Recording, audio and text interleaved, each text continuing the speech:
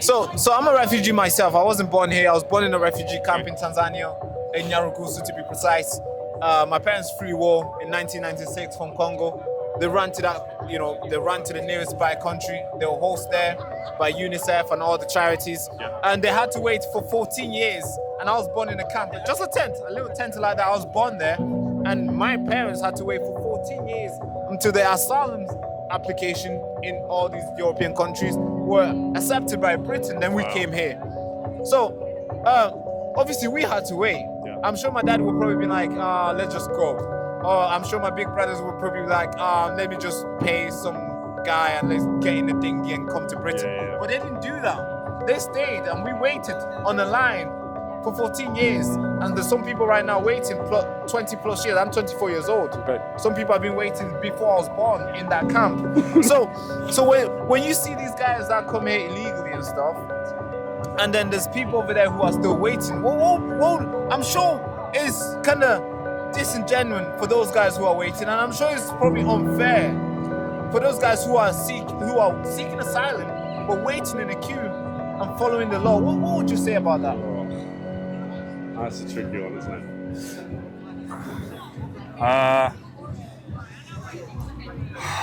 Thank you. I guess it's two sides of the story.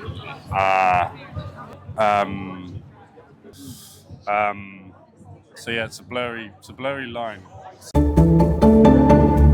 And the show host, Baraka Amuri.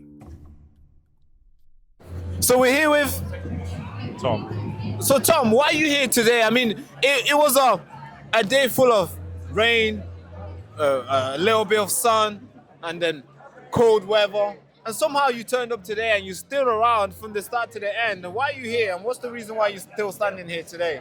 The reason is to come together as a community and to push away the far right, because we want the people who are coming into our country to be a part of our country and part of our community. And there are people who don't believe that that's the right thing, and it's right to stand up against those people and those fascists to show them that refugees are welcome here and everyone's welcome in this community, in this country. No, that's right. So I spoke to, obviously I've interviewed a lot of you guys here. I've interviewed like 10 plus over that on that side. So those guys have labeled you guys far left, lunatic, paid protesters. That's the labels you guys have been given. And obviously you guys have also given those guys the labels like far right, nationalists, and all the labels. Why do you think those guys are far right? And what do they do that suggests to yourself personally that indicates that they are what you guys have labeled them? Sorry? It's difficult. It's difficult, isn't it, to say between the far right and the far left. And I don't know, I feel like it's hard to comment on that. It's hard to comment on why those guys are far right. Well, like, in terms of, not hard to comment because you see people in the crowd who are giving Nazi salutes. But I guess in just terms of a concept, it's quite hard. But right. So when struggling with the question. No, it's all right. So when I was over there asking the speakers, the people who addressed, the people who organized it, it seemed like the main problem that they have is illegal migrants. I mean, do you have a problem with that? Do you think people should be able to enter the country illegally? Yeah, 100%.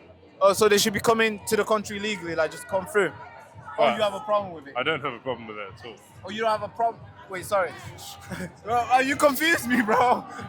Keep recording. Sorry, I'm not very good with pressure and interviews and questions. Oh, no, I'm not trying to pressure you. No, I know. No, if that's the way it's coming out, I'm sorry. No, not I just want to ask you a question.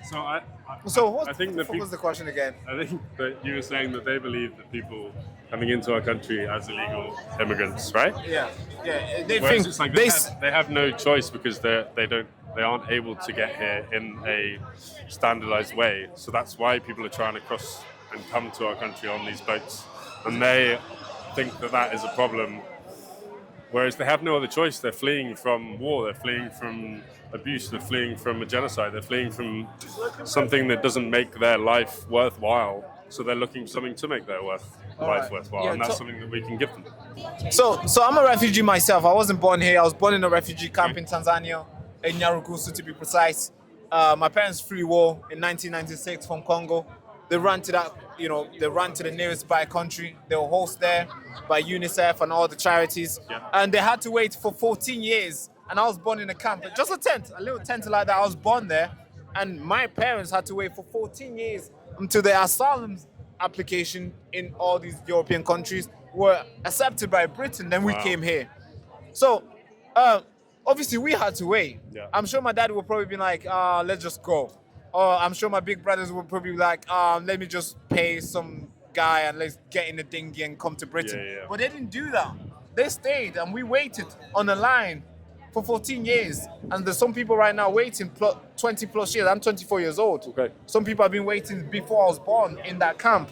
so when you see these guys that come here illegally and stuff, and then there's people over there who are still waiting, well I'm sure it's kind of disingenuous for those guys who are waiting, and I'm sure it's probably unfair for those guys who are seeking asylum but waiting in a queue and following the law. What would you say about that? Oh, that's a tricky one, isn't it?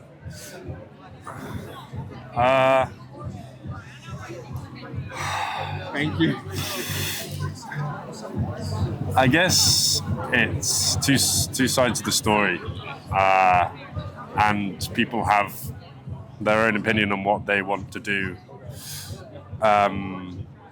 So if they are fed up and they want to have a better life and they're trying for that, then that's what they're trying to do. Whereas the people who are waiting, they feel it's fair and just to wait the right way, whether that is the right thing or not.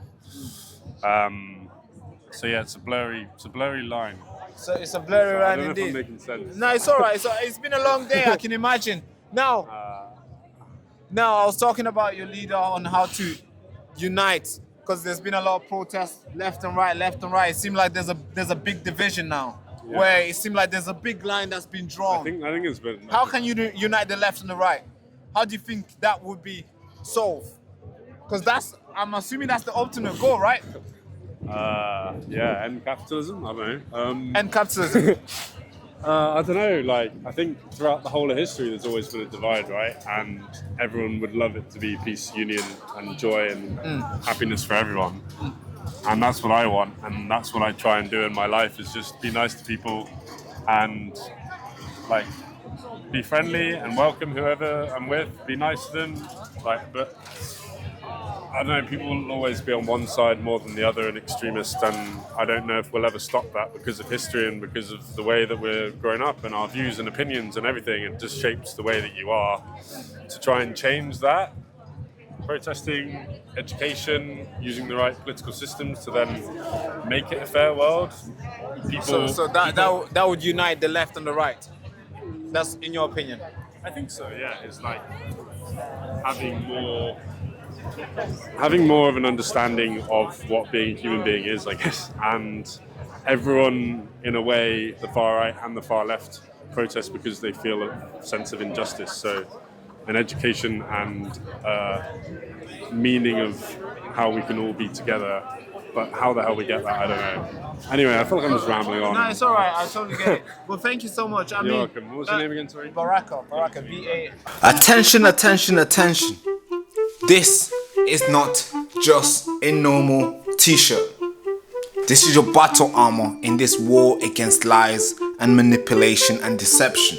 And when you wear this t-shirt, you are not just making a statement, you are drawing a line in the sand and you're saying, I will not be silenced, I will not be bought, and I will not be steered. Every thread in this t-shirt screams defiance. Every letter of I found the truth, not propaganda. Or maybe every letter of the nation needs to know is a rally cry out for independent thinkers, disruptors, the people who refuse to bend to the mainstream media narrative. We need your fund, and this is your chance to stand up, to speak out and fund the fight for the truth. Don't just wear it like a regular t-shirt. You have to live it. The nation needs to know you're gonna live it. Yes, please. I need you to fuel the resistance. Be the reason why the truth survive in this country. Please get yours at thebarakashow.com. And thank you so much for keeping us on air. Thank you. In the shadow of the digital gulag, we fire up the truth cannon and blast through the lies. And the show host, Baraka Amuri.